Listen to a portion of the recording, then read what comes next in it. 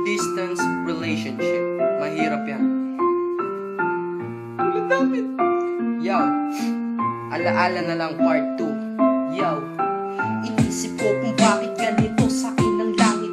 Inilayo ako sa'yo at nagbigay pa sa'kin. Mahigpit man ng kapit o sa iyong kamay. Alam kong darating ang araw tayo'y maghihiwalay. Sa aking tabi ay aalis, ating landas maglilihis. Ngayon ikaw ay miss na miss, ngunit kailangang magtiis at tanggapin na lang ang sitwasyon ng ating relasyon. Na ang magsama tayong dalawa ay may limitasyon. Napakahirap pagkapalaran ang nakasagupa. Magmumukhang kawawa na ako sa kakaluha. Hindi ko matanggap, mahirap magpanggap na di ako bigo. Ngayong wala ka na sa harap, wala ka sa tabi. Gusto kitang yakapin, pero wala kong magawa kundi ika'y hanapin. Nasaan ka na?